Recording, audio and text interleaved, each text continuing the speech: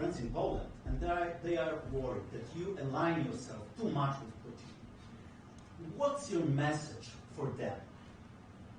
Well, if I didn't align myself with both of them, you'd never have a deal. You want me to say really terrible things about Putin and then say, "Hi, Vladimir, how are we doing on the deal?" That doesn't work that way. I'm not aligned with Putin. I'm not aligned with anybody. I'm aligned with the United States of America and for the good of the world. I'm aligned with the world, and I want to get this thing over with. You see the hatred he's got for Putin. It's very tough for me to make a deal with that kind of hate. He's got tremendous hatred, and I understand that, but I can tell you the other side isn't exactly in love with, him either. So it's not a question of alignment. I'm aligned with the world. I want to get the thing set. I'm aligned with Europe. I want to see if we can get this thing done.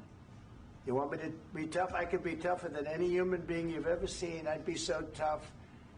But you're never going to get a deal that way. So that's the way it goes. All right, one more question. I will respond to this. So look, for 4 years in the United States of America, we had a president who stood up at press conferences and talked tough about Vladimir Putin, and then Putin invaded Ukraine and destroyed a significant chunk of the country.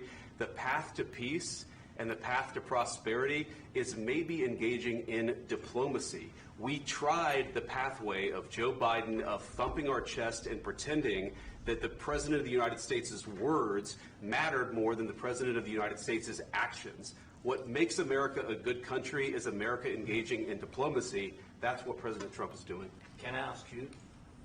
Sure. Yeah? Yeah. Okay. So he occupied our parts, big parts of Ukraine, part of East and Crimea. So he occupied it on 2014. So during a lot of years, so I'm not speaking about just Biden, but those time was Obama, then President Obama, then President Trump, then President Biden, now President Trump, and God bless, now President Trump will stop him. But during 2014, nobody stopped him. He just occupied and took. He killed people. You know what the contact 2015. 2014. 2014 and 2015. 2014. Yeah. So I was not here. Yeah, but that's exactly right. Yes, but during 2014 till 2022, the situation the same. The people have been dying on the contact line. Nobody stopped him. You know that we had conversations with him, a lot of conversations, my bilateral conversation, and we signed with him, me, like a new president. In 2019, I signed with him the deal. I signed with him, Macron and Merkel, we signed ceasefire. Ceasefire. All of them told me that he will never go. We signed with him with gas contract. Gas contract. Yes, but after that, he broken this ceasefire. He killed our people and he didn't exchange prisoners. We signed the exchange of prisoners, but he didn't do it. What kind of diplomacy, JD, you are speaking about? What do you mean? I'm talking about the kind of diplomacy that's going to end the destruction of your country. Yes, but if you Mr. President, with respect, I think it's disrespectful for you to come into the Oval Office and try to litigate this in front of the American media. Right now, you guys are going around and forcing conscripts to the front lines because you have manpower problems. You should be thanking the President for trying to bring an end to this conflict. Have you ever been to Ukraine that you say what problems we have? I have been to. Count once. I've actually watched and seen the stories, and I know what happens is you bring them on a propaganda tour, Mr. President. Do you disagree that you've had problems bringing people into your military? And do you think that it's respectful to come to the Oval Office of the United States of America and attack the administration that is trying to prevent the destruction of your country? A lot of questions. Let's start from the beginning. Sure. First of all, during the war, everybody has problems. Even you, but you have nice ocean and don't feel now, but you will feel it in the future.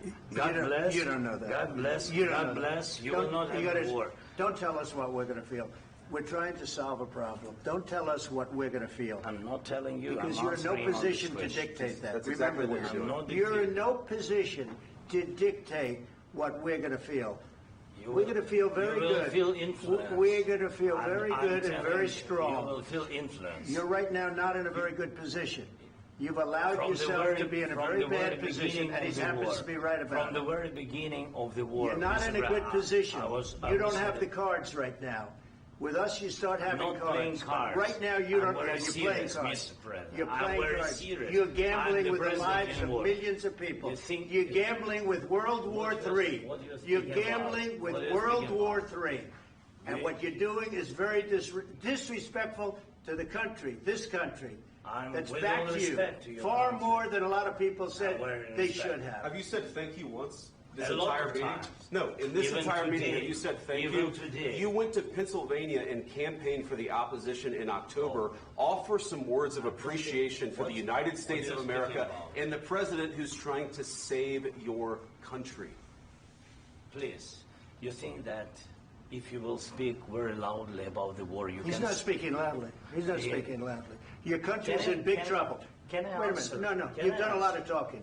Your country is in big trouble. I know. You're not I winning. know. You're not winning this.